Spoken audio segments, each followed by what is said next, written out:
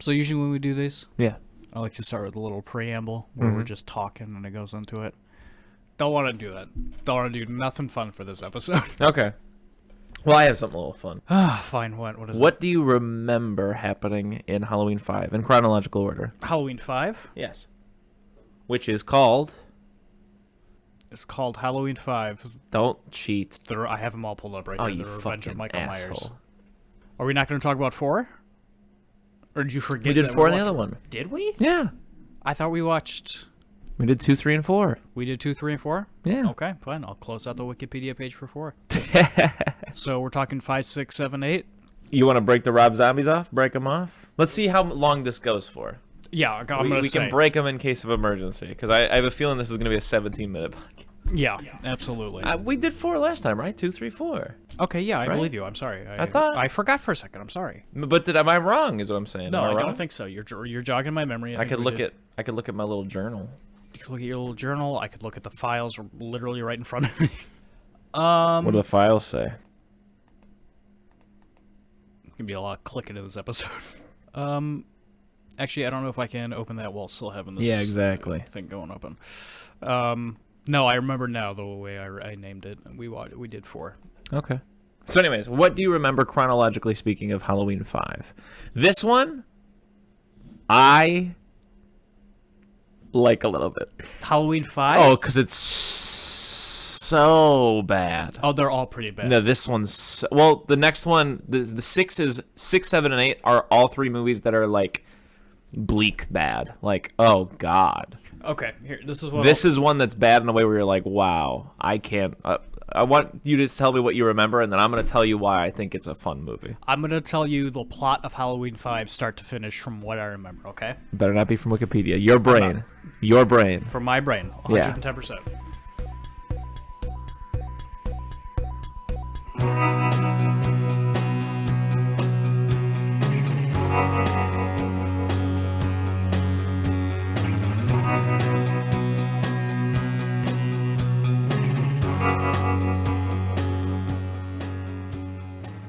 Eating Soup Alone is a podcast hosted by me, Christopher Crumley, and co-hosted by Nicholas Johnson.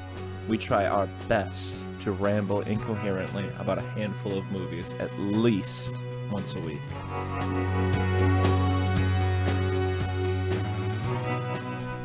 This movie starts, and you're like, okay, last one ended with her killing her sister, right? Or Yeah. stepmom, maybe. And this one starts, and it's like, psych. She didn't do that shit. It's like, oh, Yeah. okay, I guess it was a dream or whatever. And they're Yeah. like, okay, no, double psych. She did that shit, but she didn't mean it. So she's just in this hospital. Yeah. And she can't talk no more. So she, like, writes it on a chalkboard. And also, we're just zapping her brain with electricity just night Yeah. and day. Great idea. Great idea. And then her sister, who's not dead, shows up. She's like, hey, how are you? And she's like, she doesn't talk. And her sister's friend shows up with a dog. And Dr. Loomis pops in out of the side while they're electrocuting her brain. He's like, hey, you gotta stop this shit. Or something like that. He's got a problem with something going on because he's Dr. Loomis. Like, Dr. Loomis, would you get the fuck out of here? You haven't been a doctor in 12 years. I made that part up. That's my own headcanon that Dr. Loomis hasn't been a doctor in a very long time. And then she's just kind of living her life.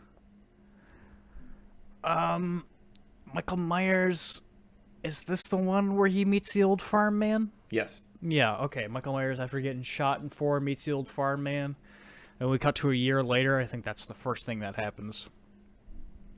And this is where me and you made a pitch for an even better Halloween movie, where it's a year later, and he's working for this man. This man walks outside to his farm, and he goes,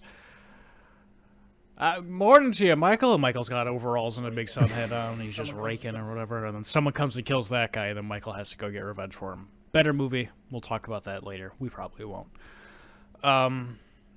And I don't know, Michael starts making his way to this little girl again, just like Halloween 4. Sister dies? Sister gets stabbed? Perhaps eventually, I think. I don't remember. And then friend gets stabbed in the same house. Michael's just kind of hanging out in this house for a while. And every time he's killing somebody, little Jamie starts shaking, and they're like, oh, we gotta zap her brain again. She starts talking for some reason. I don't remember. And it all leads up to her getting chased by Michael Myers in a car. Michael Myers in the car, not her. Oh, there's a Halloween a costume pageant at some point, and a little boy's trying to smooch Jamie in the psycho place that they're in. Anyway, Michael Myers is chasing her whilst in a car, and she's outrunning the car. That's the end of what I remember. Okay. Opening. They retcon the end of the last film. Mm-hmm. Additionally to what you're talking about. He falls down a mine shaft. They throw dynamite down the mine shaft. Okay. Great. Don't remember this at all. Love it. He falls out of the mine shaft into a river, floats down the river. The old man finds him, puts him in a shack. He goes in a coma for a year. He's got the tattoo. I remember that. Sure. Anyways, he goes into a coma for a year. Oh, okay. I remember how this movie ends now. Sorry, go on. Yeah, wakes up and kills the guy. It's fucked up. Yeah. Also, the guy's just keeping him alive pro bono, just cause? Yeah, it gets into supernatural territory because it's one of those things where it's like, okay, sustenance, but then it's also like, yeah, this is a man who's been shot a dozen times. Whatever. Anyways, kills the guy. It's just a shitty version of what happens in Bride of Frankenstein, a very emotional and moving scene. But anyways. Is there any reason that we're told that this guy's keeping Michael Myers alive? Is he part of the cult? Good Samaritan. Okay. I guess. Anyways, I'm giving it points for dynamite. Points for just how fucking insane. Again, you just saw Halloween. It's 1978. And I tell you, hey, in 15 years, in a sequel, Michael Myers is going to fall down a mine shaft. They're going to throw dynamite down the mine shaft. He's still going to escape the mine shaft into a river, float down the river, fall into a coma for a year while a farm man who lives on the outskirts of society at large, not just the town, just he's not a part of anything. He just hangs out in the woods, and he keeps him alive for a year while he's in a coma and then immediately gets killed by Michael Myers. I just think that's insane. It is. It absolutely is. Yeah.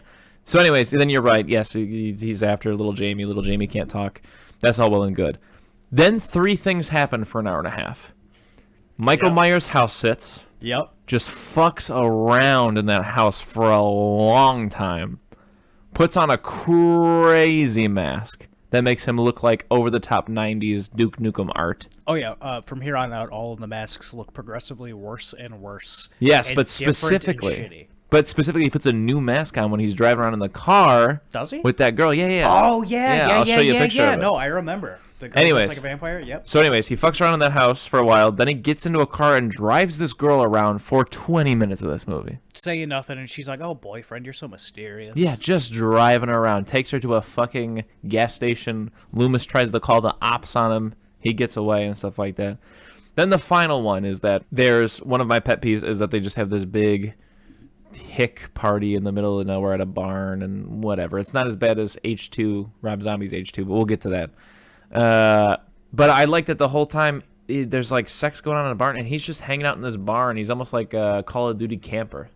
He's just camping out this fucking barn. Every time someone wanders in there. I don't remember this barn scene almost at all. The barn scene? No. Yeah, because there's that point where like that girl is like, all right, Karen and Jamie, you guys are fucking. And like we were having that conversation where we were like, if I think you're in the living room or in the garage or something like that, and I call for you and you don't answer, I go, oh, he must be in another room then. Okay, yeah, no. The barn scene's coming back to me. In the past month, we have seen 3 different movies with 3 different Halloween barn scenes, Halloween barn party scenes. So anyways, and then this whole movie's also muddied a little bit by like the fact that some people are just dressed as Michael Myers sometimes. Yeah. In fact, I think the guy who fucks in the barn is dressed as Michael Myers. He is, yes. Oh my god, so much time happens in that barn. I totally forgot. That's what I'm saying. So much time happens with him fucking around in that house. Yeah, but him driving around and then him hanging out in that barn. I feel like hanging out in the barn takes longer than the rest of them. Or maybe just because it's just a 10 by 10 barn. Then there's like 3 things I remember after that. One is... Maybe I even just forgot it while I was saying that. Well, here's 2 things I remember. One is that, yes, you're right. She outruns him in a car. Hilarious. That's fantastic. That's great. Minutes. More points. I will also say, points for this. I don't know if it happens before or after the car. I think it's after. They lure him into the Myers house. Loomis drops a net on him like he's a lion and shoots him with a tranquilizer dart like he's a lion. Does. They end the movie by treating him like he's an escaped lion, and they have to get him back to the zoo. A big net. That's how I forgot. Remember the Pink Panther thing? That seems like something that would happen in the Pink Panther. Oh my god. So those are all the things that I am giving this movie points for. And then how does it end? I remember. I don't. Is it more dynamite? He goes to jail.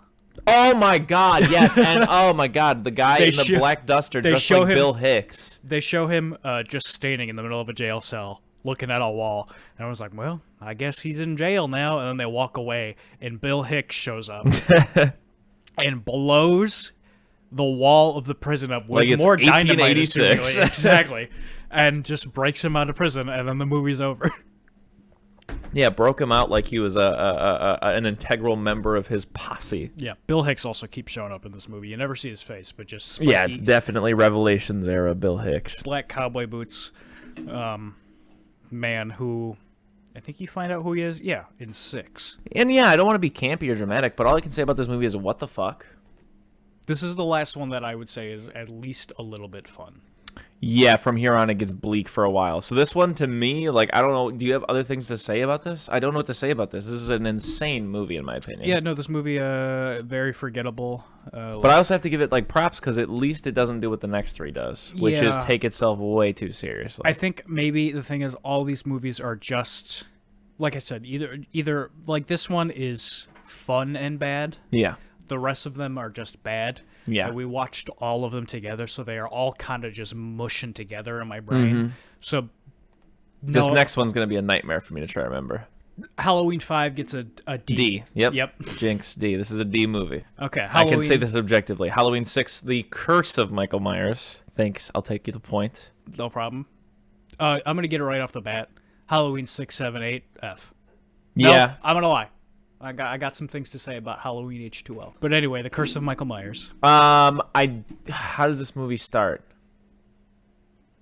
Does it start, with her waking up in the hospital and she's running from Michael?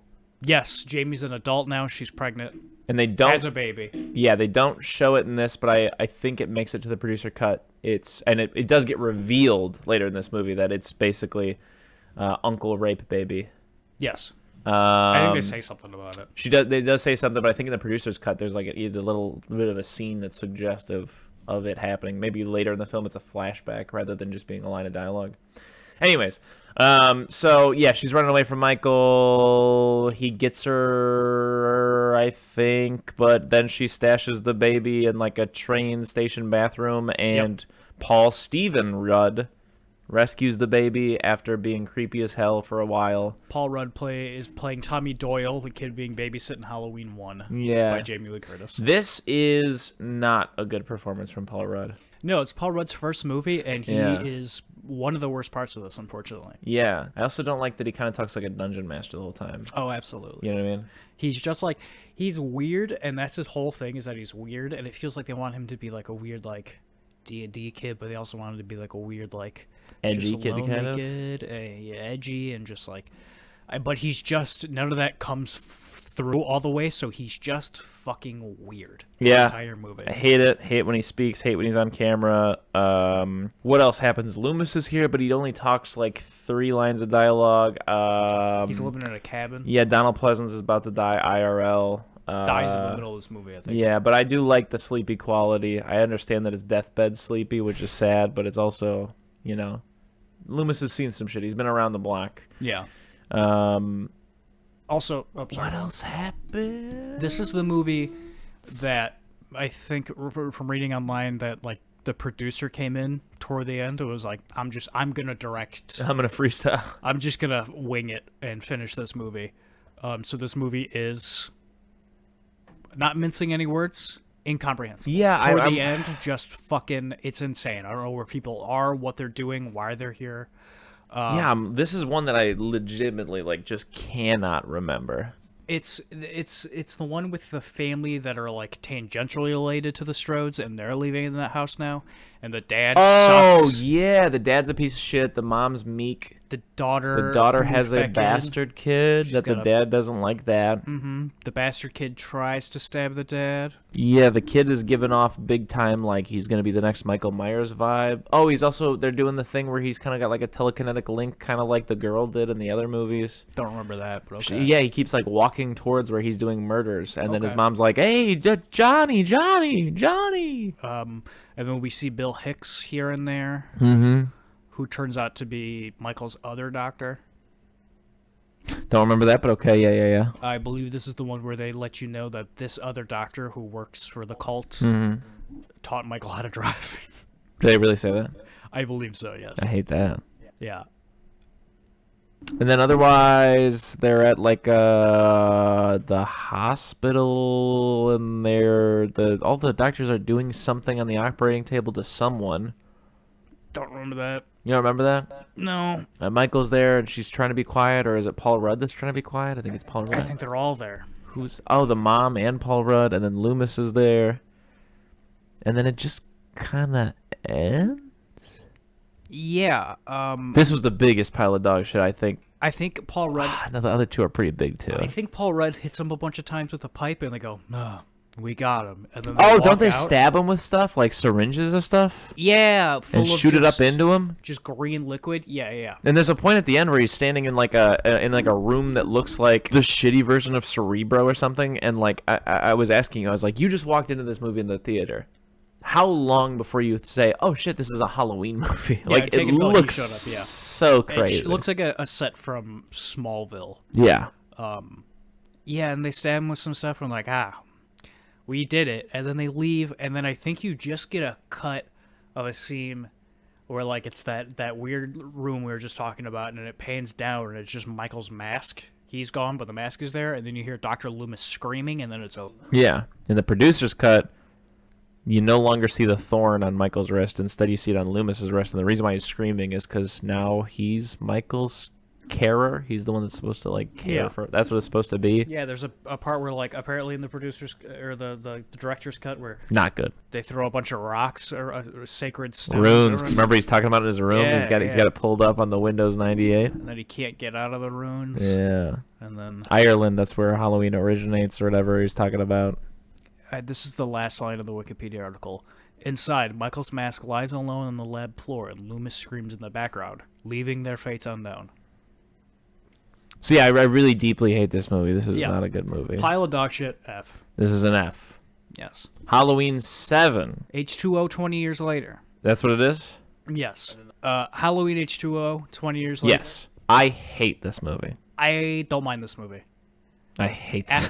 Again, this is like... just all these movies are just stomping my brain into dust. Yeah, I know. Once we finish watching them at night, I like lay in bed looking at the ceiling like, I'm actually pretty bummed out. I'm like, man, what am I doing? Just a waste of my time. Yeah. I'm not going to be 25 forever. I'm watching the Halloween sequels. What am I doing? I could be watching Sicario. I don't even know what it's about, but I heard people talk about Sicario. I think this movie's fine. It reminds me of Scream 2 and 3. It feels just darker. Like those movies. Just darker. It's a very dark movie. I like it probably as much as I like Scream 2 and 3. Which isn't a lot, but it's leagues above Halloween 4, 5, and 6. This one retcons. It's supposed to be technically Halloween 3. Yep. Which I'm totally fine with. Jamie Lee Curtis is back as Laurie Strode. But she's witness protection. Her name is Carrie Tate. Okay. Forgot about that. Yeah, she's the headmistress at a school. She is. Her son is there. She's a piece of shit to her son. Yeah, he's like, I want to go camping at Yellowstone. And she's like, no. Yeah. Because you might get Michael Myers. Mm-hmm. And I really don't mind her in this movie. I like her in this a little bit more than I like her in Halloween 2018, which we'll get to. Halloween 2018, she's just an insane person who's been insane since 1978. Yeah. Which I guess works for what it is. But in this, I like that she has this baggage still, but she's still a successful woman with a successful job and a son, a marriage that failed.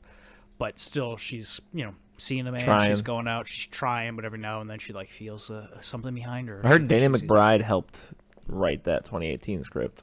Oh yeah, Danny McBride is all over that 2018 script. Yeah. We'll talk about it when we watch it, but I like it. I like the Danny McBride-isms of it. Okay. She's dating a man who looks exactly like the Michael Myers mask. Yeah, that's funny. She keeps seeing Michael Myers everywhere, but not actually. Yeah. There's And some then- growing pains. Her boy wants some more freedom. She don't want to give it up because she's afraid he's gonna get Michael Myers. Yeah, I hate all the shit with her son. Yeah, they're I hate supposed to him be and his going to friends. Yellowstone or something. I can't then- even remember the friends really, or her, or his girlfriend. I know that He's- he's like doing some romantic Ratatouille shit in the basement. Romantic Ratatouille shit. Yeah, he wants to go to Yellowstone, and then all of his friends are like, fuck, we can't go either.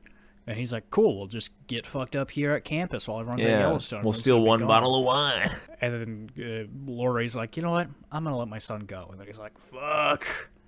All right, I'll just pretend to get on the bus. And then Yeah, fuck LL around. Cool J's hanging out trying to write romantic novels. Yep. Talking to his wife on the phone. Excuse me, she's not having it initially, but then later she's like, "All right, baby, get it." Michael Myers walks all the way from Chicago to California. Yeah, that was. I take umbrage with that. Yeah. I guess he drove, but Yeah. imagine Michael Myers getting gas. Well, I mean, I think they show a scene where he just steals a new car when he's that out of makes gas. sense. Yeah. But yeah, I just hate that. Like, stopping for Twinkies, stopping to piss, gas. Like, road trip is not something a serial killer needs to be doing. No. Unless it's a real man. Because Well, then it's all creepy and shit. well, I mean, we'll get to that in Rob Zombie's John Carpenter's Halloween 2. But, yeah, he gets to there, and then he just starts stabbing, which he's one to do. Yeah, don't really. A lot of people are getting in and out of, like, a little Care. food elevator. Yeah, how do you like the setting of this college? Don't love it. Yeah, not doing anything for me. It's more interesting than the Michael Myers house for a 9th time. Yeah. Or a 7th time, I guess. Mm-hmm. This movie definitely smacks of, we'll just set it in California. Yeah. Because we're in California. All right. Don't feel like doing Halloween 1 and trying to make this place look like Chicago. Yeah. This is in California, okay? She moved. Yeah. And then her and her boyfriend go to save the kids. Boyfriend dies, maybe? Maybe. I know he Not sure. shoots Michael Myers. There's a point where she breaks the news that No. she's Laurie Strode. She breaks the news with Laurie Strode. For some reason, they figure out that the kids are there. She's got a gun. Mm-hmm. Michael Myers steps out. Boyfriend shoots him 6 times. Runs over to him. It's LL Cool J. Mm-hmm. Spoilers, that did not do him. Yeah, LL Cool J. He was not done by that. Later is just totally fine. He's got a little bit of blood on the side of his face. And he's like, the bullet just grazed me. Yeah. Which is good. Exactly. It's cool. Yeah. Dope. My favorite part of any of these movies that we're going to talk about today, Laurie's walking through the hallway looking for Michael Myers, and he is with one arm holding onto a pipe on the ceiling and just lowers himself down. Do you remember this? He does that in like 2 or 3 of these He movies. does it in the next one. I think he does it one more time. I think he might have done it in 6 too. Yeah? Because what in his house would he have done that from? Just a pipe in the basement. In the basement? Yeah. I don't know. But yeah, it definitely at least happens twice. That shit happens a lot. It becomes his like signature as much as like the head tilt. Yeah. I It's love weird. it. You like it? Okay. No, I don't like it. Oh, you but love I love it. But Yeah. I love it. Yeah. It makes me happy every time I see it. They wrestle. They His upper tussle. body strength out of control. It's insane. Imagine doing that. Well, I guess it's not that big because you're lowering yourself. It's not like he's pulling himself up by one arm. Less impressed. Anyways, go ahead. I mean, he's only doing it by one arm because he's holding the knife in the other hand, Yeah. so which means he had to pull himself up first Yeah. and then wait holding that position and then lower himself down. So it's insane. No human being can do that. He's not a human being. It's true. He's a shark. It's been established that he's a shark. Yes, multiple people say that, I think. They wrestle, they tussle. I like the scene where she's hiding under the tables. Do you?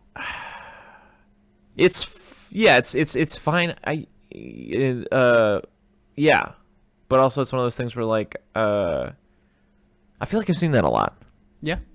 Yeah, I just feel like I've seen that a lot. I I have nothing else to say about it other than I can't recall another time I've seen it, but I like it. I like that she's like, it's a little bit cat and mouse for a second, and then she's like kicking a chair, so he's looking over here, and then he's like walking on the tables, and then eventually he just starts flipping each of the tables one by one. I'm like, I like that. I like him walking on the tables. That's nice and spooky. I like they do it in some of these movies. Spooky. More so in the John Carpenter's Rob Zombie's Halloween. When Michael Myers is just, the shark. And he's walking around, he's being spooky and looking and stuff like that. And then there comes a moment where he's just fucking furious. Yeah. And starts breaking shit. I like that. So that's what I like about him throwing the tables. And then they rustle and tussle outside. She kills him or something like that. And then they get into an ambulance. And then she takes a gun and she's like, I'm stealing this fucking ambulance. And they're like, God damn, Jamie Lee Curtis, all right. Yeah. Then he wakes up, sits up in the body bag in the back, and they fly off a cliff. Or they drive off the side. Tuck and roll. Tuck and roll. He gets pinned between some sort of stump log-ish situation. It's called a tree. And the ambulance. And he reaches out a hand. She touches his hand. And then she cuts his head off with an axe. Yeah. And then it's over. The last Halloween movie. It's done for good. Until Oh, sorry. Halloween 8 Resurrection. I would give Halloween H2O a D+. Okay. There's not a crazy amount of variance there. These other ones get, with the exception of 5, which I give a D, the rest of these get Fs. Yeah. Resurrection, that's nice, because also it's one of those things where it's like, oh shit, you thought he was dead. Yep. But also, the twist they're pulling here is not this, again, when I say, hey, I've seen this before, it's fucking Halloween 6. Mm-hmm. You know what I mean? I'm not saying it, like, it does not hold the same weight as if I said that about, like, The Godfather or something. Yeah. You know, like, if I was watching, the newest, like, Quentin Tarantino movie, and I was like, yeah, I just feel like I've seen that more. That'd be a much harsher criticism. Mm-hmm. So anyways, but they pretty much pull a similar bait and switch to one of the Friday the 13th movies, except the Friday the 13th movie goes for it a lot harder. No spoilers. We'll talk about it. Maybe next year we'll watch all the Friday the 13th or something. I need a break from watching 11 slasher movies. I was going to say, it is halfway through October. We could do Friday the 13th if we wanted to. Maybe. We will rip through these bad boys. All right, Halloween Resurrection. Starring Busta Rhymes and Tyra Banks. Kills it. I think he steals the show. He's my favorite part. Absolutely. This may be my D+ movie. But I also hate it and don't think I'll ever watch it ever again. Chris, I think I'll lie to you. I think Halloween 6 gets an F. This one gets a D+ as well. Yeah. I don't like the plot of this movie. They're in the Michael Myers house with webcams, and they're streaming it to the internet, which is all the rage in 2002. And Busta Rhymes has it all set up. All of that sucks. Well, you just gonna skip over the part where Jamie Lee Curtis gets killed by Michael Myers? I was gonna get to Okay, fine. Let's start here. We'll start here. Jamie Lee Curtis in a mental hospital. Where's her son? We don't know. Yeah, what the? Oh, well, I guess it doesn't matter at all. But wouldn't it? Wouldn't he go after her the same way he went after his fucking niece? Oh, well, it's retconned, right? So, like, it's none of that happened. Yeah, because none of that happened. 4, 5, 6 didn't happen. H2O still happened, though. Her son and H2O. Yeah. But what I'm saying is, like, I'm assuming he'd go after the son because the precedent has been set already that he's going after anyone in his family. Yeah, but that precedent no longer matters because it's not a part of the chronology, right? Okay. So that's what I'm saying. Can't put a baby in the son, so he wants nothing to do with it. But anyway, she's in a mental hospital, and you get a flashback to the end of H2O. Yeah. Where 10 seconds, or, minutes, hours before she cuts his head off, you see Michael Myers pick up a medic on the ground, take his clothes off, take his own clothes off. Without causing a scene. There's a little switcheroo. Walks into the woods. So now he's the medic, and the medic is him. And I know what you're thinking, Chris. Isn't this the exact same plot to Metal Gear Solid 5, The Phantom Pain? You're right, Chris. It absolutely is. You wish I was thinking that. Well, I couldn't stop thinking about it. And so she killed the medic. Yes. They show you. I love that for Metal Gear. Here, couldn't be bothered to give a shit. Couldn't be, just so you know, can't be bothered to give a shit in Metal Gear. Oh, okay. It's really it doesn't bad. work well in Metal Gear. They kind of try to like the thing about Metal Gear 5 is it doesn't have an ending because it got cut short because they fired Kojima and they're like wrap this game up and get it out And he was like, I'm gonna make Death Stranding. yeah, and he wouldn't make Death Stranding. But they kind of try to like do like a sweet little like hey, you get a message from the guy that you think you were the entire game. He's like, hey, it's me and you. We're both this guy, okay? Through all these years, through everything we've been through, and he's talking to you, Chris, the player. He's like, we're the legend, and it's like, okay, fuck you. All right, this is Halloween Resurrection, man. Anyway, they show you 1,000 shots of the mask coming off the medic's head, and then he shows up at the hospital. Michael Myers, not the medic. And he walks through a wall, which is cool. Yeah. Loved that. And then he kills her. She kisses him on the mouth and says, see you in hell, and he throws her off a roof. I don't even want to talk about the rest of this movie. I would say the only redeeming thing about this movie that is worth talking about is Busta Rhymes does so much fucking karate to Michael Myers. I love it. I love when like he bumps into Michael Myers dressed as Michael Myers. Yeah. He's like, hey, you're about to ruin my whole thing.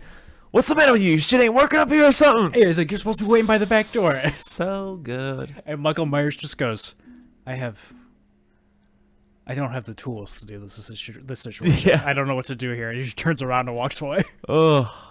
And then there's also a point where I don't even remember what he says, but I'm like, it's a good monologue where he's like, yo, bro, I'm not doing nothing but giving America what it wants. It wants to get scared. It does. Oh, he says America has no interest in reality. Yeah. Is basically what it's summed up in. And I love that. Good. Busta Rhymes. Good. Liked it.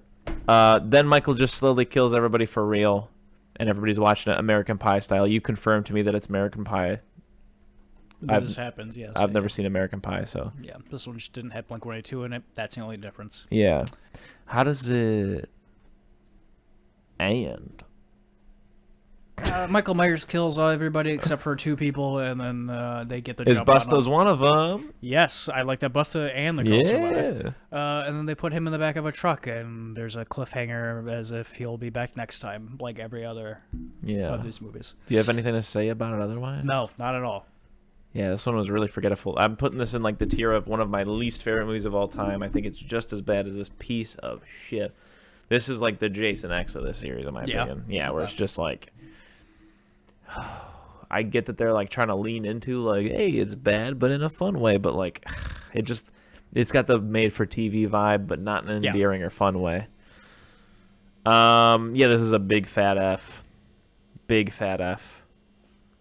And for you, you're saying F as well, right? Then isn't how you started it out? Yeah, I switched to a D+ or D-, but I changed my mind again. It's an F. Yeah. At first, I was like thinking, the karate, but that's about it. I like Busta. Anyway, these movies, dog shit, A to B. Yeah, crazy. Could you look it up real quick? The gap between Resurrection. Oh well, yeah, I don't think we have to. It's 2002 for Resurrection. It's 5 years. You said? Yeah, it's 5 years, so it's 07. And then I think H2 is 09, right?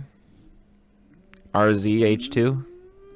Could be. What was that one fucking movie? It was like, or not movie, game. It was like H1Z1 or something like that. Yeah. Is that what it was? It was like a mod for Arma, I think. Yeah. And then what was the other one that came out eventually? Like that was, or did they just branch it off into its own? DayZ. DayZ, that's it. Yeah. Oh, zombies. Never really done anything for me. No, me neither. Do you consider Michael Myers a zombie? No. You consider him a man? Yeah. It's a big, buff, strong. I prefer him when he's a man, yeah. Not even demon, just man. Anyway, 2007. Yep, 2007. Rob Zombie wakes up one morning and decides, I'm going to make Michael Myers brutal again. I wonder how this happened. I feel like I should have looked into this. Like, it's just an interesting thing. Is it not? Rob Zombie, author of one of the greatest songs of the late 90s, Dragula, for some reason gets hired as the guy to make a new Halloween movie. I mean, wasn't he making movies before? Oh, that's right. Yeah, I forgot about House of a Thousand Corpses, and then there was The Devil's Rejects. 2 movies I may or may not see before I die, but I have not too much interest in. And there's also one called Lords of Salem. Sure, I hear that one's not bad. I've heard that one's not bad. No interest in seeing them. No, not really. But, in 2007, he made Rob Zombie's John Carpenter's Halloween. Going into it, I can say, though I've never seen another Rob Zombie movie other than Halloween, I don't like his brand of movie, which is almost 70s exploitation, which I like, but again, it just is almost, because then it gets bogged down by this weird other shit where, like, I don't like his, like, psychosexual take on, like, the Kevin Smithy, Quentin Tarantino quick dialogue. Everybody's talking a mile a minute, and but instead of having any substance, it's just like back to back to back to back. Oh, sit on my pole, I'll skull fuck you. Oh, well, he jerked off on my tits, or like, I think the teacher's touching me wrong. You're like, just like, yeah, I'm like, oh, can we just stop about sex for a minute? Yeah, a lot of the vibe I get from what I've seen of Rob Zombie's movies, and especially this first Halloween, Yeah, is just, and no offense to anybody this applies to, or full offense, I don't give a shit, just feels trailer park edgy to me. yeah. Like, just, like, kids who wear Rick and Morty t-shirts. Rick and Morty t-shirts and trip pants, like, they think this is edgy, and this is cool, when really it's like, no, this is just painfully over the top. Yeah. Almost just not a fun way at all. It's just No, not not fun. at all. It's just like, fucking, all right, whatever. I get it. These people are supposed to be shitty. Yeah. Everyone except for the mom sucks. I get it. Yeah, that's well, okay, because I didn't want to really get into the movie just yet, but let's dog ear that for a second. But yeah, going into it, that's one thing I remember for sure. But I heard that second one's pretty alright. Yeah. We're through the grapevine, yeah. But we'll talk about that later. Anyways, what were your expectations going? I know you had some hype. You were like, hey. Yeah, I knew it would probably be just an over-edgy, Rob Zombie, over-violent movie. Yeah, I'm interested in what your grade is for this one. And that's not something I'm super interested in. I've never been like, oh, I want to see those Rob Zombie Halloween movies. But after watching these movies we just talked about, I'm after like, shotgunning, for the love of God, can we please get to the Rob Zombie movies? And this one had my attention much more than the other ones did. But maybe just because it's more modern, it feels like, for better or worse in some aspects, a movie directed by a guy. Like we said this about Suicide Squad. I feel this much more with Halloween 2, but we'll get to that. But overall, don't like this movie. Yeah, no, I don't like it. I think it's a huge, huge, huge mistake to spend 40 minutes with child Michael Myers. Yeah. Making him basically the protagonist of this movie. You sympathize with him at every turn because everybody is such a gross, dislikable caricature of a bad person. Yes. That when Michael kills him, you're like, yeah, except for Danny Trejo, which feels out of left field. Feels like a very Michael Myers thing to do. For sure. But not in tone or line with the rest of the movie, yeah. I probably would have liked it better if you let Danny Trejo live, because it would have felt, like a different Michael Myers. Michael Myers, not like Michael Myers is like the unstoppable force. Oh, I see what you're saying. I got you, yeah. Not like... he's killing people that he thinks deserves it, which still makes him a serial killer, but... Makes him Dexter. Makes him Dexter, kinda, but then he goes after Lori, or Boo Boo, whatever the baby's name is, for no reason.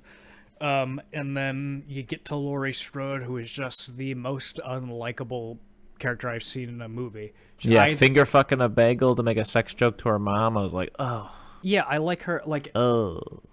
I like her less than the people you're supposed to not like in this movie. Yeah. I'd rather if anything, I'm like, I want Michael to get her.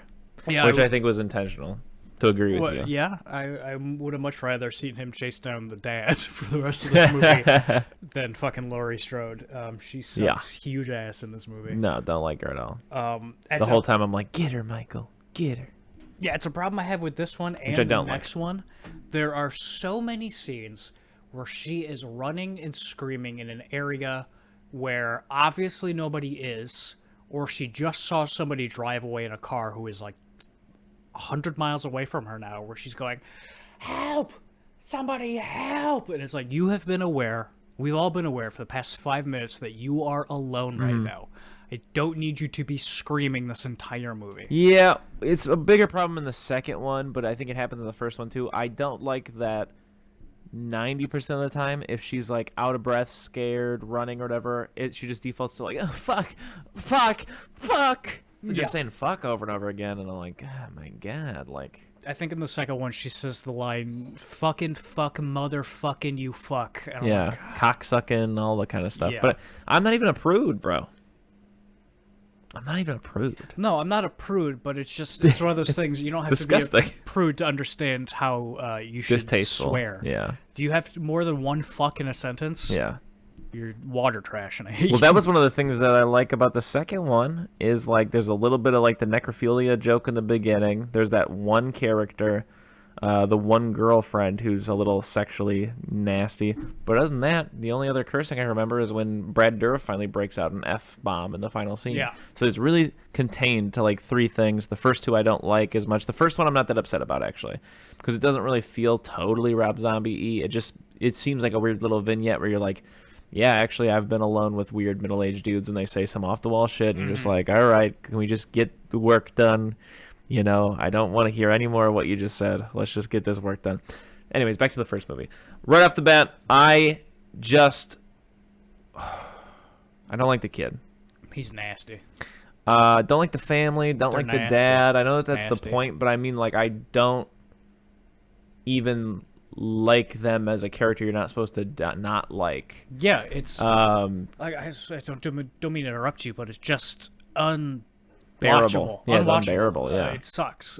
This kid, I've seen him in other movies, and I just hate his face. He's one of those kids that I just hate his face. And every kid they introduce in this movie is just a kid I've seen in another movie where I'm like, how does this fucking kid keep getting work? I hate looking at him. The dad immediately is talking about like how there's like a waitress who's like giving him the eye, and he's gonna like have her sit on his pole, and I'm like, okay, that's awful. And then Michael's mom talks back to him, and he's like, I'll go over there and I'll skull fuck you, and I'm like, Jesus Christ. And then Lori comes downstairs, or not Lori, Michael's older sister, because this is the 70s ish. And he's like, man, she got a great dumper on her. And I'm like, oh, God. And then the mom's like, say that to my face. And he's like, bitch, you heard me. And then he makes fun of Michael for being a queer and calls her a Michelle. I'm not going to go scene by scene, but I just hate that. Then he goes to school. That kid's bullying him. I hate it, too, because it's just him going, you think she'd suck my dick and let me suck her tits for a quarter? And just...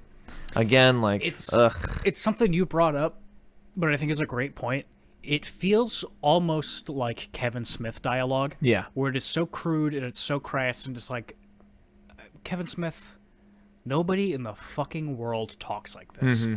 Rob Zombie, nobody talks like this. Yeah. But in Kevin Smith movies, I'm sure a lot of people disagree, but in good Kevin Smith movies, when people talk like that, but what they're talking about, I'm still interested in. Yes. They're having an Yes. interesting conversation. Yes. This, it's just people saying shit. It reminds me of how you nasty. start swearing in middle school. When Oh, you, exactly. Like, Yeah, first yeah. tried it out, you know, and you're Yeah, just yeah. trying it out. Then the guy breaks up the administrator, and I hate this because, again, it's just like cliche, like, it's Joker energy, in my opinion. And I hate it. When he says fuck you to the guy who just saved him from getting his ass kicked. Yeah. Also, this principal, side note, I looked him up. He's a real man who's really this age, but he just looks like a younger man wearing prosthetic old person makeup. That's a very funny thing to say. Sam Loomis shows up having the same haircut as Death Cab for Cutie's Benjamin Gibbard. Great wig. Yes. Hate it. And he's basically like, hey, we found this bag of dead cats in your son's locker. And she just kind of does that, this is preposterous, my boy's fine. You know, kind of like... Yeah. And that's fine for her. Good on ya. But then they go home, and again, it just rubs me the wrong way that he's like being all cutesy. He's like, but Mom, I gotta go to this party. And she's like, you're lucky I'm even letting you go. I don't know. I really feel like I get it. I understand. Like, it's supposed to be another step in the road of like, look how neglected this kid is, like, because that kind of happens in school sometimes where like maybe the bully beats up a disabled kid, and then when he gets expelled or whatever, or suspended, he goes home and his mom's just like, God damn it, Ronnie, you can't keep doing this. And then she's got other shit to worry about, so she doesn't really discipline him the right way. It's a form of neglect for her to not take it as seriously as it is. But it just does not land right. It's a misstep. It doesn't, it'd be different if she, like, it felt like she was preoccupied with something else so that she couldn't really deal with it, but it seems like the biggest deal in her life. Yeah. Your kid has a bag of dead cats in his locker, and he did it, and he's got pictures of him torturing them. That trumps everything else she has going on. Like, she doesn't have anything else. Like, I get that they're, like, they look like they're not doing well, but, like, I don't know, maybe if there was, like, this dialogue about her, like, just, like, pulling her hair out, being like, oh, my God, how am I going to get money? Like, fuck, he's not even going to let me strip tonight and shit like that. And then on top of it, it was like, oh, Michael's killing cats or whatever. She was like, yeah, okay, all right, I'll deal with it at home, you know? Yeah, it's like everything, all these pieces make sense. And they're trying to build, and they're telling you, and they're showing you that Michael had a bad home life. Yeah. But the way this all plays out and the way everybody acts leads me to believe that Rob Zombie grew up very well. His parents had a good amount of money. He loved his mother, and nothing bad ever happened to him. Because this is so, like, what someone who has no idea thinks that this kind of situation would work like. Like exactly what you're saying, like the mom just being like, oh, Michael, but it's like, because she's a neglectful mother, but it's like, no, it's exactly what you're saying. She should be so overwhelmed that she doesn't know how to take care of this properly. Yeah. Instead of like, well, I guess bygones be bygones. Yeah. I'll ground them tomorrow. And again, I've heard a lot of people bring up this criticism. It's just one of those things where this... sometimes people that go on to murder and eat people, they grow up like this. Other times they don't. And it just feels like this movie robs Michael Myers of something by by making him into the type of person that became a psycho this way. Because again, like, thinking back to the original Halloween, which is just a masterpiece. I love that bitch. This is a very privileged thing to say. This is a very ethnocentric thing to say. But for lack of a better term, like, I guess it just starts kind of so... As far as, like, movie depictions are concerned, I'll use this term, but, like, just kind of average, right? Average house, average white family, and what happens?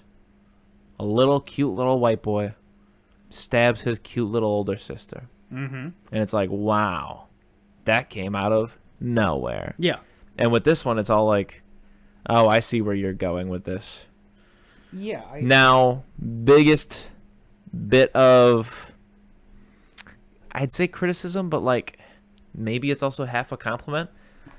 There are things here where I would be so much less disappointed and, like, upset by. I wouldn't watch this movie. I'm not saying I would like this movie, but I'm saying this has legs to stand on its own and doesn't need to be a Michael Myers movie. Okay. That's all I'm going to say. Yeah. I'm not saying those are good legs or legs that I want to, like, pull a chair up to and, like, check out this table, whatever the metaphor would be. But not in this order, not necessarily with all the other criticisms I have. But, like, I could get behind a movie where, like, it's like, oh, this kid's, like, killing cats, and, like, the principal's talking to him, and the mom is legitimately overwhelmed, not just... I could get behind this whole thing where it's like, man, we're just watching a kid become a serial killer in front of our eyes. But you actually mentioned it, and I've heard it criticized before, and I've felt it in my heart. There's such a big disconnect between the first half of this movie, which, in my opinion, plays out more like an original plot that doesn't need to be tied to another intellectual property, especially one that's established on principles that contradict almost every element of your new idea. And then it's stitched onto some, like, half-baked recreations of some of the most iconic shots of the first movie. I just think all the shit with him as a kid. Let's say you're gonna do it. It's gonna take up 40 minutes of the movie. Do not exactly, but do what we were just saying. Write it. Clean up some of that dialogue. Clean up all of that dialogue. Yeah. Make the characters' motivations make a little bit more sense. But I think that's still a misstep. I mean, if you're going to do that, if you're going to make Michael Myers brutal again, and that's what you're going to do it that way. But I'm just reiterating things you just said. But honestly, all you fucking need is just the scene of him killing his sister. Yeah. It does so much with so little. It's so economical. Yes, and if anything, if you're gonna modernize it and try to make it feel a little bit more real, a little bit more like Just modern, take a step down on the class ladder. It's very middle class in the first one. You can make it lower class, but lower class does not mean like drunk, disabled stepdad who sexualizes your older sister. Those are not. Yeah, You know what I'm saying? I would say take this first 40 minutes, cut it down to 5 or 10. Mm-hmm. He got the bad dad. He's at school. The principal's like, "Hey, fucking, we found these. Look at all these cats. Oh, we got these dead cats." And the mom's like, "That's concerning." And then he kills the sister. Done. Big 7-foot Michael Myers for the rest of the movie. I will say, do not like. Again, I don't like this movie. I don't like For the Michael Myers movie. But again, I almost like feel like I have to treat the first half of this movie as if it's a totally separate thing. Mm-hmm. I do like when his stepdad's drunk and they're watching TV together and he's like, "Did you really kill all those cats? Yeah, you like that? Bet you felt like a big man, didn't you? Bet you felt like a bad motherfucker." Again, I feel like that's a moment that could work if it was not a Halloween movie. If it was something totally different. I don't know what the second half of that movie even looks like. Again, like I'm just saying, like I can see a few things in the first half of this movie that I'm not even going to refer to as Halloween where I'm like, yeah, I want to see you finish that script, buddy. But the cursing doesn't bode well. The fact that he's Michael Myers is just one of those things where it's like, by page 1, I'd be like, really? That's the direction you're going to go in? Before we get past the kid stuff, arguably the worst and funniest part of this movie is when he starts killing his family, kills the dad, and he's wearing his clown costume like the first movie. Different, updated clown costume for some reason. Then goes to kill the sister and the boyfriend has the Michael Myers mask. Oh, I forgot about that, and I hate it so deeply. And he puts the Michael Myers mask on and kills everybody, but it's still an adult-sized head. So he looks, like I said... Yeah, that was very funny, yes. George Lopez. He looks like in the George George Lopez flashback. show, when he has flashbacks to being a kid, and it's George Lopez's head on a kid's body. Mm-hmm. And it's very funny. Yes. The entire time. Just... God. It's... I don't know. It feels like one of those moments where, like in a prequel, like, it's fucking, for some reason, like, you show, like, Luke and, like, he, like, I don't know, like, Ben Kenobi walks past him and drops his dad's lightsaber or whatever, so he picks up, he's like, "Oh, you dropped this, mister," but he's only, like, 6. You're like, "Oh, later on, he actually gives that to him." It's like in I haven't seen this movie, but I've heard a million people say this. They go, "Han, what's your last name?" He goes, "I don't got one. I've always been by myself." I go, "Oh, you've always been solo? Well, Han Solo, that'll be your name." It's like, I didn't need to know how I got the last name, okay? No. I just assumed it was his government. And I don't know I don't know this for sure, but it might as well. I'm pretty sure when he puts his mask on, Halloween theme just starts blaring. Just an awful misuse of the music throughout this movie. Oh, we didn't even talk about when he beats the shit out of that bully in the Because it doesn't woods. It sucks, stupid, beats him up with a tree branch. Yeah. They also play the music when he sneaks out of Yeah. the principal's office. Play the music. Yeah, they do. They play the music way too much in this movie. Then he goes to a insane asylum where his mom sees him all the time, and he tries to kill a nurse, and Dr. Loomis is talking to him, and he's like, "I like wearing masks because it hides my face, and black, I like black is my favorite color. It's not a color, it's the absence of color." I hate that. That's what I'm going to call the My Chemical Romance portion of this. Yeah. That's disrespectful to those guys, though, because at least that shit has a little bit of substance and stuff. This is just, him being like, Hey. "I like black." Yeah, hey, Chris, between you and me, I love My Chemical Yeah, Romance. no disrespect. I think they I'm get just... it. Yeah, I'm just using it as like the caricature of like, this is the studded belts part of the movie where it's like, God. Hey, I think this whole movie's a studded belt, if I'm being honest. But this part's real bad with the fucking like, Yeah. "I love black and I like masks because they hide my face." Yep. And then he tries That's to like kill a saying like, nurse. "Oh, I love sweaters. They keep me warm." Imagine we had just met and I said that to you. Imagine if I said that to you. It'd be like that's like a line out of Seinfeld or something, where like Jerry and Costanza would look at each other and be like, and then later on they'd be like, "Did you hear that guy? I like sweaters because they keep me warm. Yeah, if you said that How to is me, Elaine dating this man? exactly. If you said that to me, I'd be like, no way, this guy can read a clock. And then his mom keeps visiting him, which is insane to me. And then his mom goes home and sets up a projector and watches old family movies of them, and then she shoots herself. Which I'm into because I don't like Sherry Moon Zombie or whatever her name is. I don't like that he slowly gets so frustrated with the fact that he can't leave that, like, he stops talking or whatever. I like that, but like the rest of this movie, I like it, but I don't like how it's executed. I don't know. Any fucking way. It's 20 years later, I guess. Oh, Danny Trejo's been dope to him the whole time. Yeah, Danny Trejo. I don't even want to talk about the kids yet. I just want to talk about, obviously, he breaks out. Yeah. And I want to talk about the fact that he kills Danny Trejo. But specifically, I want to talk about how he's talking to this guy who's like, hey, you've been working here like 3 nights. I got to show you how to handle Mikey. And then this dude does the fucking Rob Zombie thing where he's like, why are you being fucking so nice to this fucking dumb fuck? Why the fuck would you fucking... He's a fucking psycho. Why would you fucking fuck? And the whole time Danny's like, hey, just chill out. I like Mikey, all right? You know? Yeah, insane. Then a bunch of cops, guards, whatever they are like, we gotta move Michael Myers, happy Halloween. And then he kills them, obviously. Mm-hmm. Then he walks away. He's fucking a monster. Just 8 way feet too tall. big. I hate it. I don't mind it, I guess, for a Rob Zombie Halloween movie having a 7-foot-tall Michael Myers. That's It reminds fine. me of, like, it's either 4 or 5 where the stuntman who plays Michael was wearing football gear underneath to, like, make him look, like, more buff. And it's just one of those things where I keep thinking, like, he's not Captain America. He's a murderer. Yeah. Murderers don't have to be big and strong and tall. Yeah. Murderers just have to be opportunistic. I mean, for this, the biggest thing about this movie, you hear it all the time when people who made the original Halloween talk about it. It's theater of the mind. Anything in your mind is scarier than what can actually happen. I heard him, can't remember the man's name, but I heard him in a documentary say, what I want this movie to be is draw their attention to the left, scare them on the right. And that's great. That's what makes the first Halloween so good.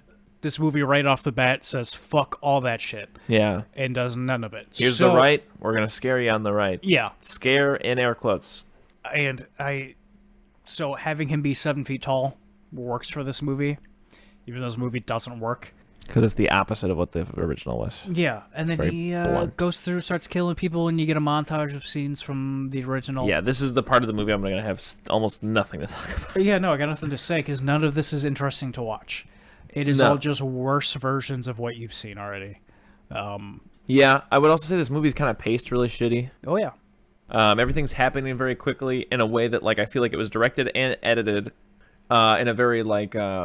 just amateurish way where, like, everything just feels like, you know, when you're playing music, for example, they talk about how, like, you know, people who are new to playing music, if you actually, like, look at it, note by note,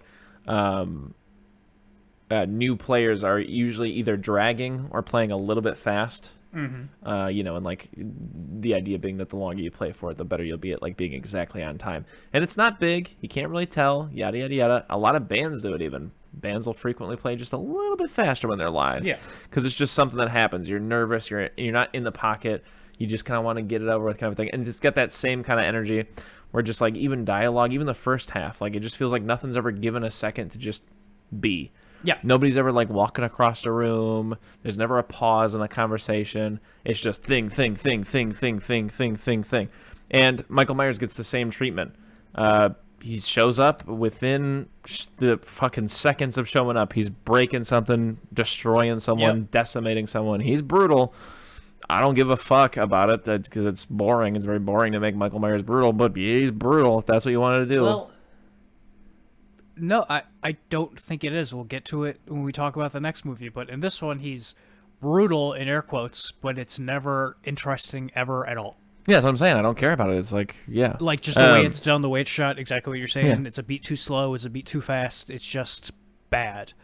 And just the rest of this movie, Michael Myers kills everybody who's not Brad Dourif and Dr. Loomis and Laurie Strode. Wait, doesn't he head squeeze? He's head squeezes Sam Loomis. Yes. And you think he's dead.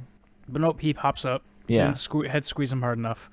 And well, there's one thing I want to say about this movie before we go. We can say more things, but I just want to say, Here's something else that it doesn't give you, because in my opinion, it honestly, genuinely gives you nothing that Halloween is supposed to give you. But here's a really good example of something it doesn't give you. There's never a POV shot. Yeah. So yeah, you even get some mouth breathing. Yeah, but that doesn't. I feel like that doesn't work at all. You get mouth breathing in all these movies, but I feel like the mouth breathing only works in a POV shot. Yeah. Yeah. Anyways, is there anything else you want to say to wrap it up? You didn't like the shoot at the end in the head. Oh, it really bothered me. Yeah. Dr. Loomis has his classic revolver, shoots him a few times, doesn't Just do like anything. McCree. Just like McCree.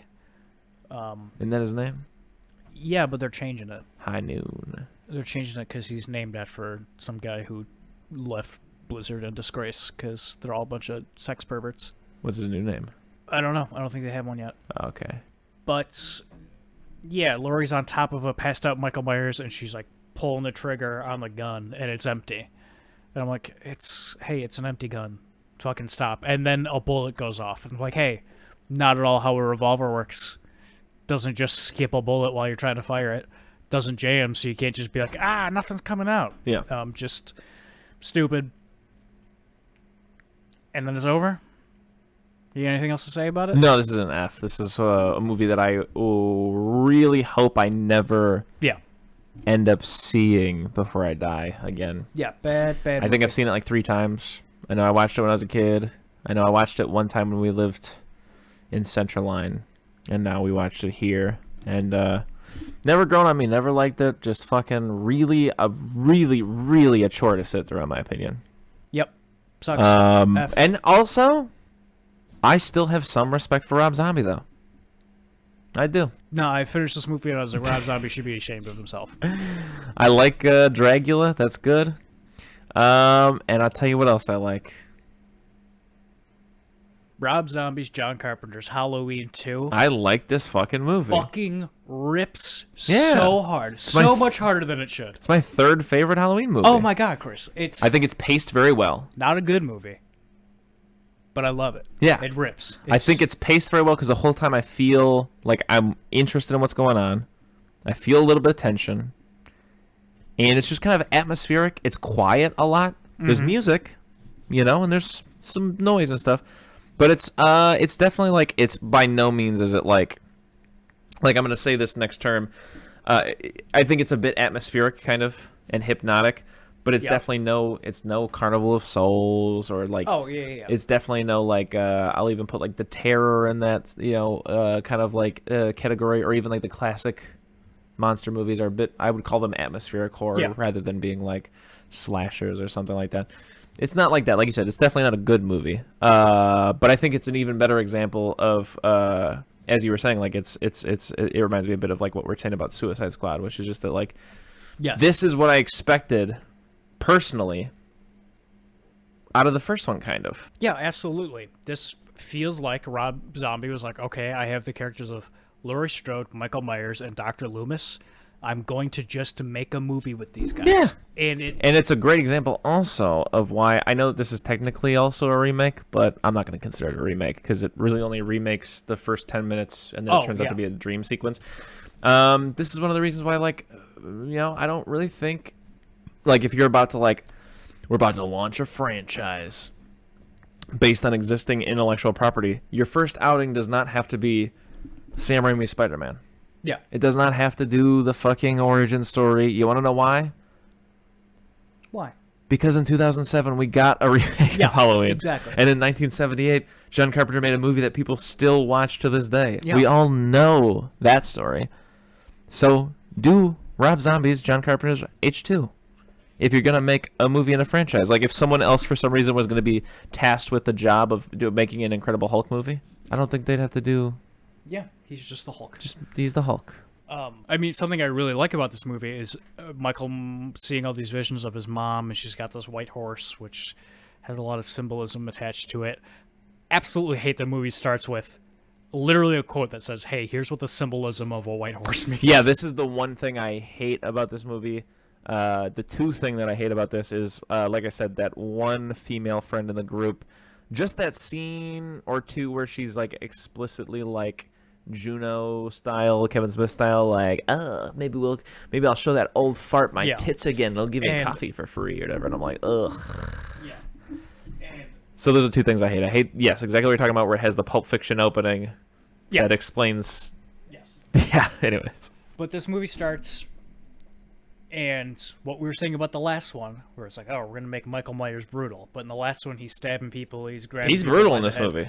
This movie is brutal. Brutal, yeah, it's brutal as fuck. There's Like, some he shit where cuts- I'm like, fuck. Yeah, he cuts a dude's head off almost immediately, and watching, you're like, oh, God. Yeah, because you can see all the fuck. sinew and the fucking, just all the meats and stuff. Yeah, You're like, oh, it's God. like, oh, God. And then they bring Lori to the hospital, and they're like, stitching her up and stuff. Yeah, and You're her hands like all fuck. smashed. You can see like bone with like little bits of meat hanging Yeah, out yeah, of it. it's like, oh, And they're like pulling her skin as like she's like getting stitched and shit. Yeah. This is a nightmarish movie. yeah. It's dreamy and atmospheric and brutal and Like- nightmarish. It keeps like swinging back and forth between like the surreal and the real, and I like that a lot. Yeah, and like even scenes that are real. I mean, I think this part was part of a dream. Yeah, it was part of a dream. But she's in the hospital at the beginning, and he comes in, kills the nurse, and she's running through the stairwell, just like pushing bodies aside that he's killed on the way there. That just feels like in the most Rob Zombie way possible. So like with a great assault. Yeah, you're right. It feels like a little hypnotic. Like you're just watching this thing that feels like the same thing for a while. And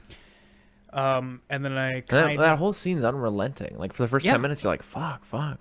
yeah, and she runs outside and it's raining. She runs into Buddy and Yeah, and she's in that house.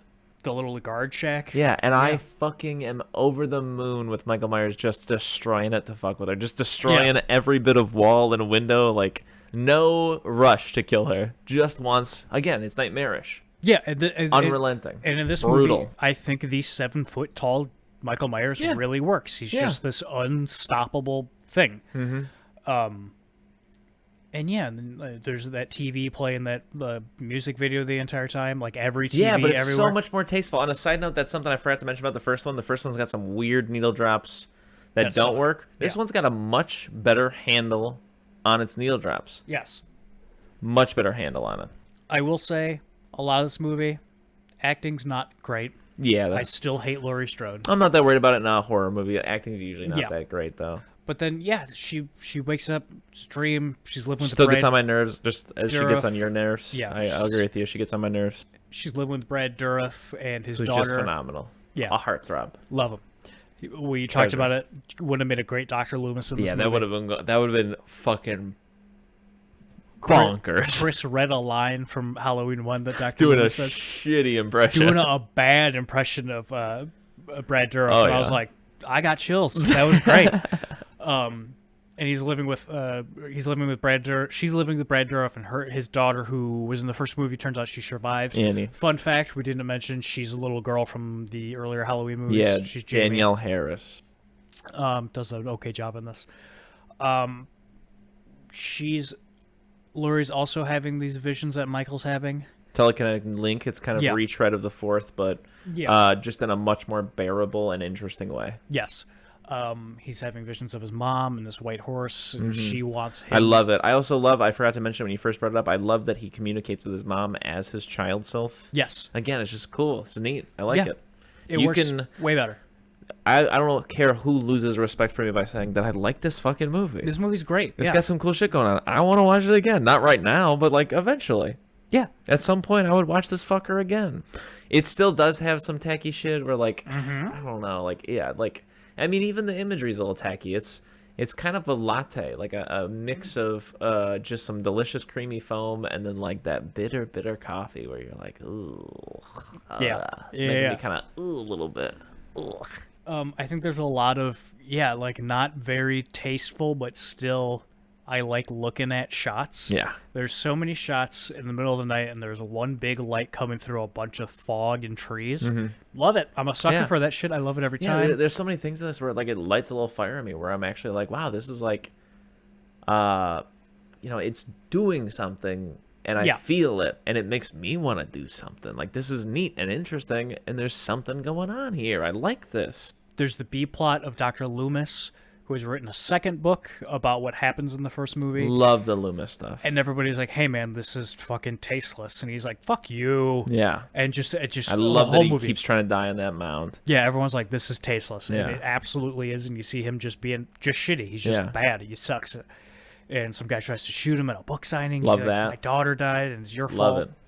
Yeah, I love all that shit. Because it's great, because he's also coming back with, like, arguments he would give. I'm not saying that, like, I agree with them or that they're even good counterpoints, but he just keeps saying this shit where he's like, if I had survived a fucking shark attack, would this be any different? Or, like, I'm just giving America what they want. America wants true crime. They want gory details. I'm giving it to them.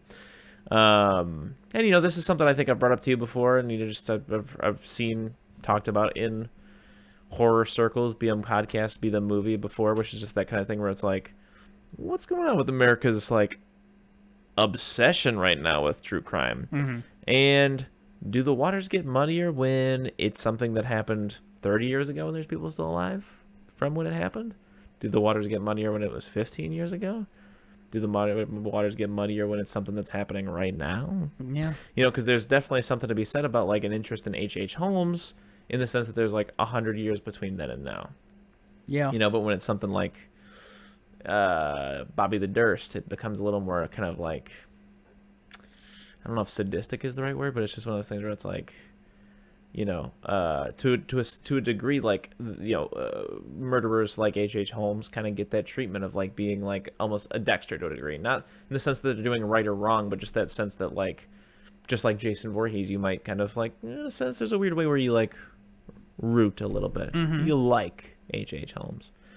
Anyways, so it's interesting stuff. I like the idea of, like, tackling that. It's something that I feel like Scream tried to do with Courtney Cox, but it just never really landed, and I think it works so much better here. They also do it with Sydney. And I think, like... Oh, yeah, in the fourth one, right? Yeah, I think it works with Sydney because she's like, hey, these are my experiences, and also this is a book about other people who have had traumatic experiences and how to help combat those and live your life with them.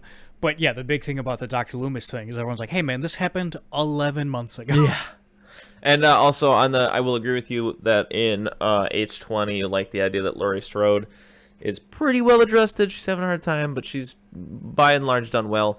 And I feel like that timeline even fits in with where Laurie is. It was only 11 months ago, so it's interesting to see her development arrested by this trauma. Yes. And as much as she does annoy the fuck out of me, and I don't like her and this role and the way she performs, it honestly makes me not even like the actress to a degree. Yeah. I buy it. Yeah. I do, and I there are genuinely, like, moments, especially, like, when she walks past the storefront and sees Loomis's book. Yeah. And she kind of breaks down a little bit where I'm like, dude, fuck, yeah, here's this guy that's just getting fat pocket rich. Mm-hmm. And look at her. Yeah. Can't even sleep at night. I will say when she goes in the bookstore, from then on is when it breaks down for me. Yeah, it becomes when she unbearable. finds out, she opens the book and she's like, I'm Bobo. Like, Yeah. She's the kid. Unbearable. Which it was a big problem we had in the first one.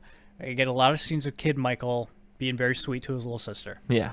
And so it's like, why would he want to kill her? Yes. Doesn't make sense. But in this one, he's having the visions of his mom, and she's like, hey, you got to get the whole family together. I like that, yeah. That's enough motivation. Again, I'm not saying Yeah. it's good. I'm not saying this is a good movie. I'm just saying you're making a horror movie. That's enough motivation. Yes. That's enough. You don't have to go into any more detail. It doesn't have to be any more convoluted. Horror movies can be simple. Yes. And I feel like this is a much... maybe not. I don't know. It just feels like a much more simple movie than the first one. Feels less busy, I guess. Yeah. I don't know. It just feels like... just goes down a bit smoother.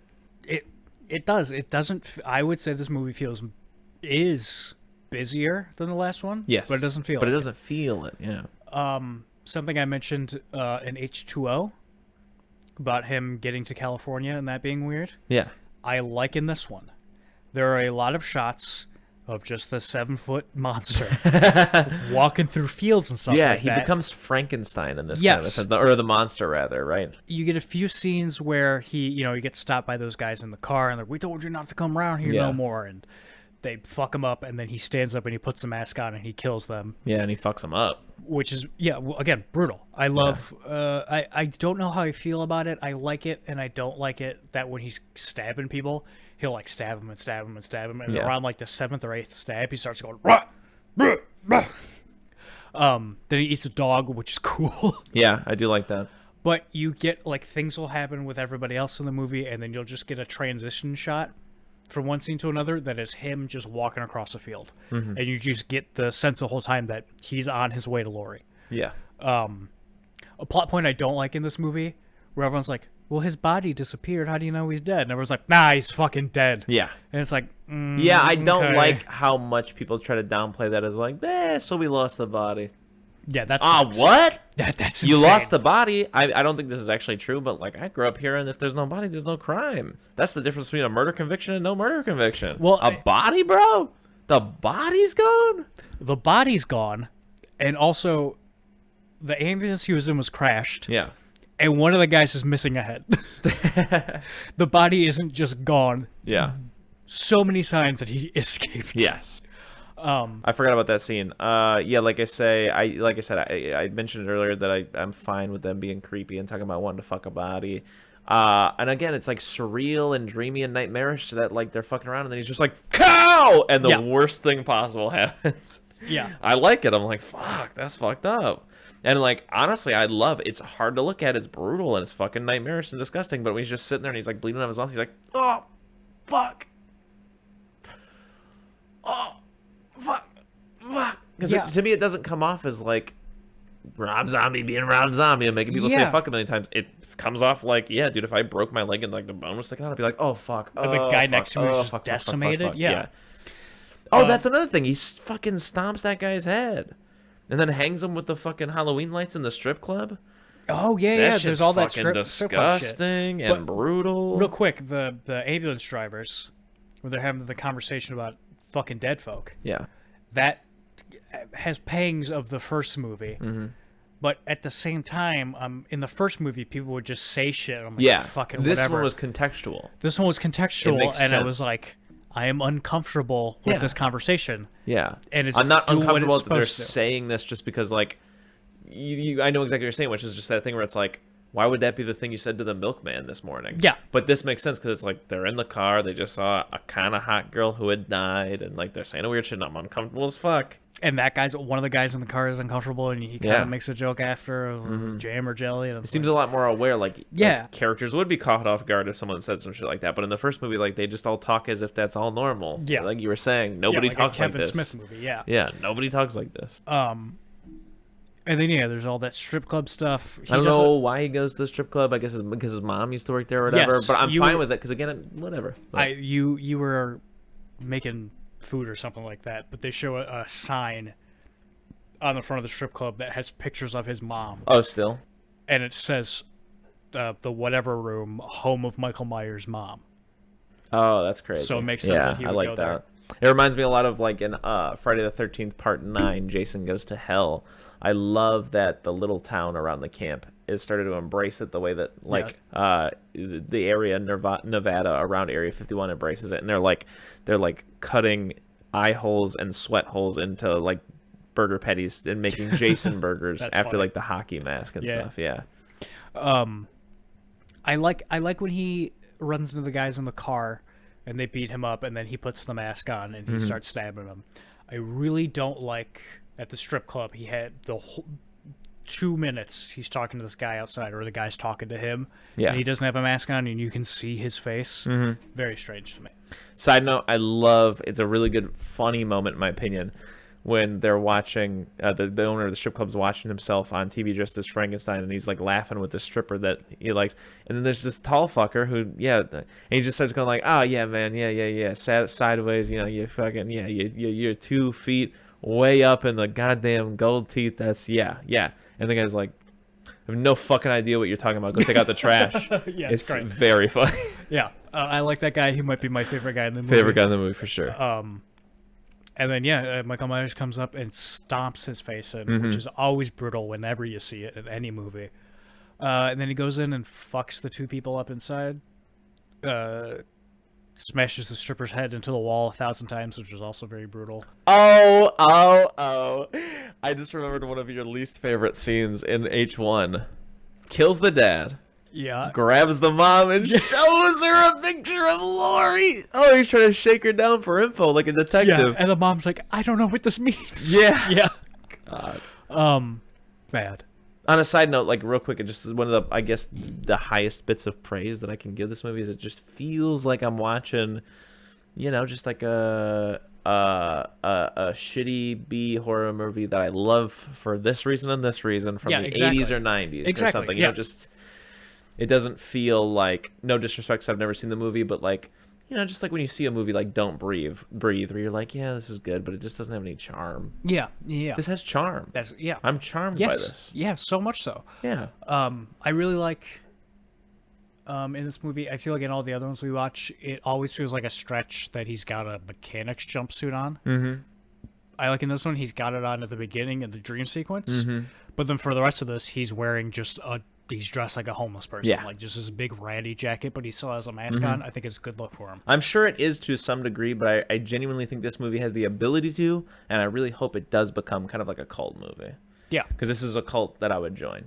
Yeah. The cult of like, hey, it's actually pretty enjoyable. Yeah. You know? There's another fucking barn party. Yeah, I hate that with a burning passion. We talked about that. It's something that's a cliche in movies that I just fucking hate.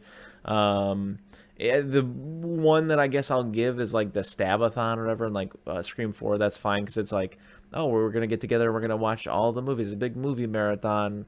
But in general, I'm just not a big fan of like, hey, are we going to that party tonight? And then it cuts to it, and suddenly like fucking Motley Crue is playing, and there's like arena, like actual concert quality, like lights happening, and everybody's wearing a costume that for sure each character, like the production company spent thousands of dollars on their costume. And it's just one of those things where it's like, I have never and will never go to a party of this quality because they don't exist. And if they do, then it exists on a man-made ring outside of the planet called Elysium, where the rich people get to live cancer-free because you know, when are you ever going to go to a party where someone spent 15 grand on their shit? Yeah, exactly. You know, and social distortions playing. I've never been to a Halloween party where more than half the people were dressed up in any Yeah, it's very funny. Yeah. So anyways, that shit is all dog shit. But then I do love the nasty mouth girl who, like I said, I had a problem with. No, but she's really cool for the rest of the movie. Other than her intro scene, I really don't think there was a point where she bothered me. But I love the scene where like she's having sex with the Wolfman kid, and she's like, "Hey, buddy, let's get it on." And he's like, "Oh, okay, but first I gotta take a fat piss," and then they get brutalized, and like that's all well and good. And there's a lot of weird little stuff. Not a lot. It happens a couple of times. I like some of the weird surreal shots where like he's like stabbing the fuck out of her in the van or whatever, and then it just like jump cuts to like her just laying there and he's gone. Yeah. Before transitioning, like there's all this shit where like Michael fades in and out almost in a way where it's like, I don't think it's trying to at all literally, but like it's almost as if it's like trying to do the thing where it's like, what if he's just a figment of imagination? Kind of like he just like whispers in and out like a shadow. Yeah. Anyways, and then from the party, he follows him back to Brad Dourif's house. Yeah. He's at Brad Dourif's house. He goes to kill Jamie, the actress who played Jamie from the last movie. And they do something like what you were saying with the jump cuts. It is something that I've never seen and liked, except for this movie. Yeah.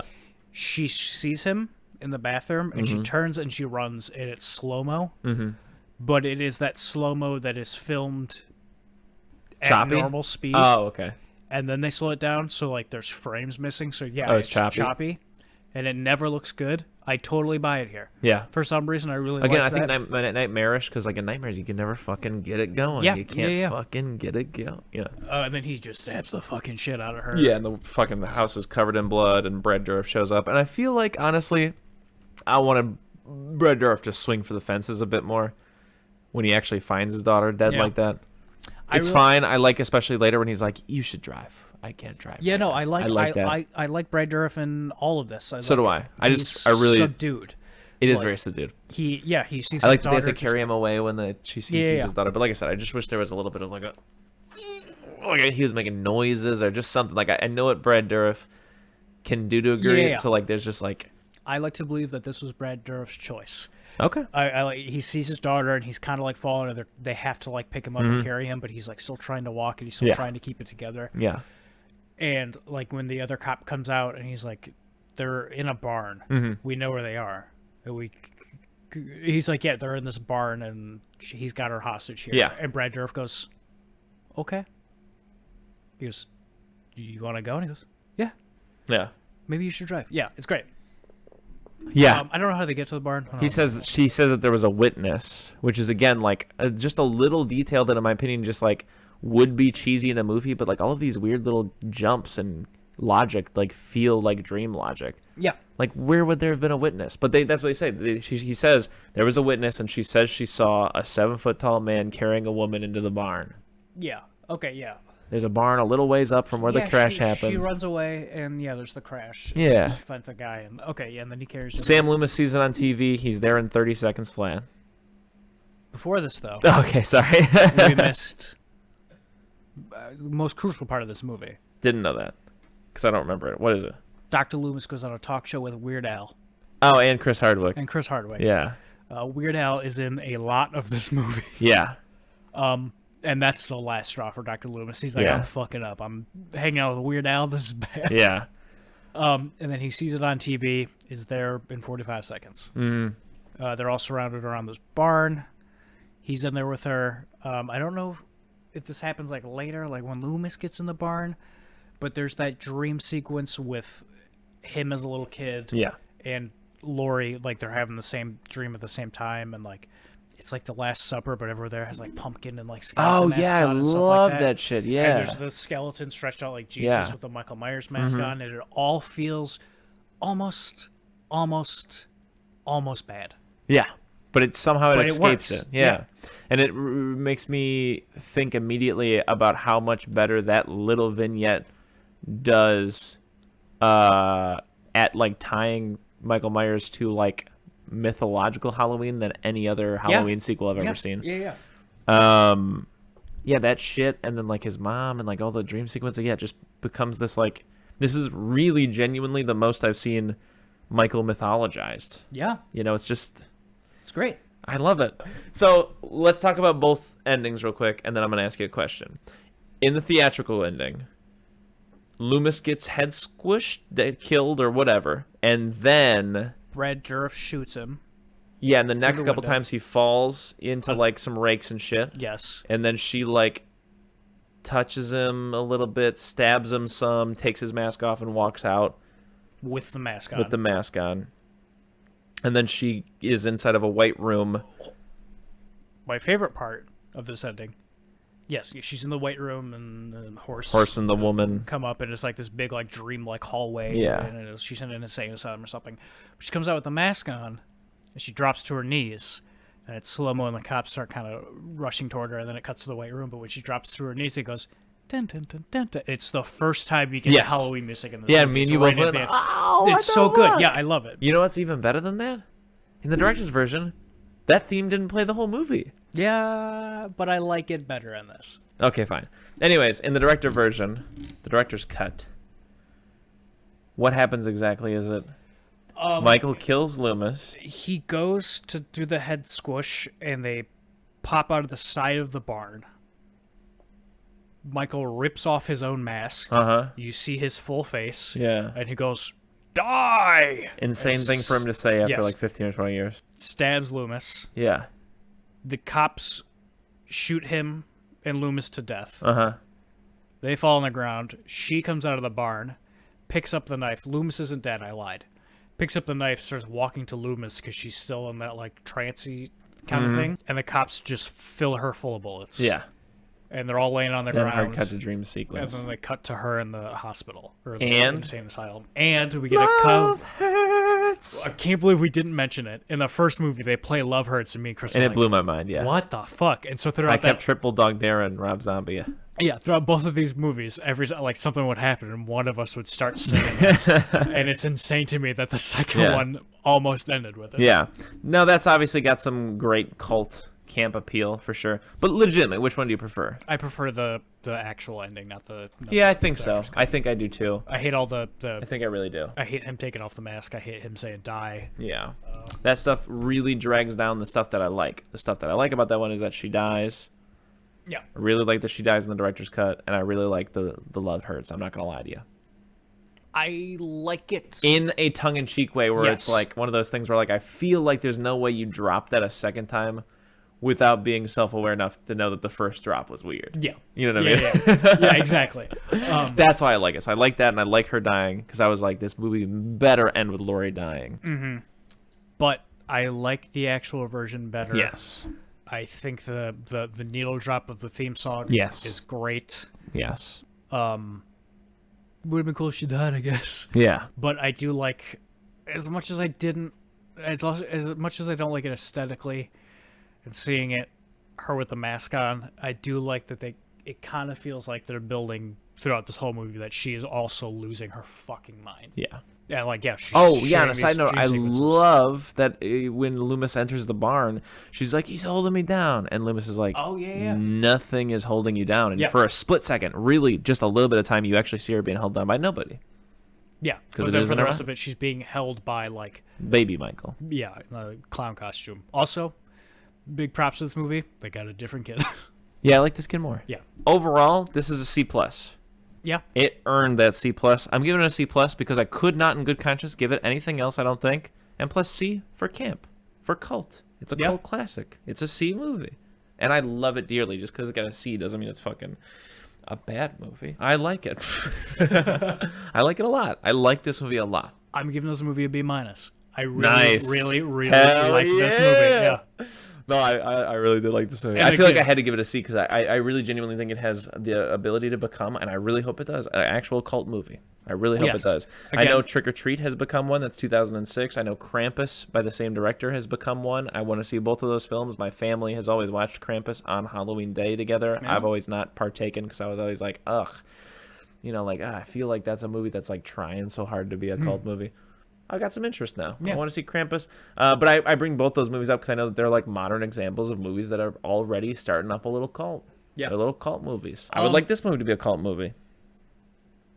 Do it, God. Do your thing. I don't know what you might be saying, listener. Nick, you're giving Rob Zombie's John Carpenter's Halloween 2 a B-. Like I've said before in this podcast. Yeah. All these other movies just stomped my brain into goo. Yeah. So I would say maybe the best way to watch this movie is to watch all the other Halloweens before it. Well, actually... Except for one. Yeah, you know what definitely it is? skip the first one. It's one of those rocks you find as a kid that you break open and it's real pretty inside. Yeah. And everyone's like, yeah, but those things are just... It's as common as dirt. It's worth nothing. But as a kid, you're like, yeah, but look how cool it looks. And I hope I'm a kid forever. Yeah. Oh. So, hey... Wow. Get out there. Yeah, guess what? This is the first movie in a while that I'm going to say I actually recommend this. Yeah. In the sense that, like, what other movie we talked about that hasn't been recommended by everybody ever? Like, when we like a movie and we're like, yeah, In Bruges, you should see it. Like, yeah, well, that's what most people who see In Bruges say. Yeah. You should see Halloween 2. I'm going to be one of the few voices out there on the internet that says you should see Halloween 2. Do you think you should watch Halloween? Nope. Don't have to. I seriously don't think you have to. It might enhance it in the sense that, like, when you see that garbage, it might lower your expectations so much that you're ready to experience it. Yeah, maybe you have to. That's what I think you have to. Yeah, you kind of have to. You gotta. Yeah. Because I think you might get exactly what me and you did right off the bat. You're like, oh, fuck, Rob Zombie's just going for it in this one. Yeah. Yeah, you have to. It's required viewing. It's not good. Yeah. Yeah, you have to. Yeah. Yeah. I feel like, yeah, this is a dish best served immediately after another dish. You have to two-course this. If your kid keeps coming home from school with papers that have big fat F's on them, and they come home with a C, you'll be like, all right, man, hell yeah. Well. Wow, I can't believe it. I can't believe that there was another decent Halloween movie in that. I can't believe that lineup. Rob Zombie's Halloween 2 is my third favorite Halloween. God, I can't wait. I would like to, honestly, meet Rob Zombie at this point. And just be like, hey, shake listen, his hand. I saw that second one. That's what you should be doing. Kicked ass, bud. I know it probably didn't make you money. I know the critics probably hated it. No, I didn't see Devil's Rejects. No, sorry, I didn't see Lords of Salem. If I'm being honest, Robert, can I call you Rob? I'm not going to see him. Yeah. But Halloween 2 ripped. Oh, boy. That was a ripper. That goes down. In the history books as a ripper. Gotta watch Halloween 2018. Hallow 2018. And Halloween Kills. Halloween Kills is happening on Saturday for me. I don't know when it's going to happen for me. I might go see it. I might go see it by myself after work on Saturday. Nice. We'll see. Nice. We'll see. Maybe we'll be watching around the same time. But for now... That's that, Mattress Man.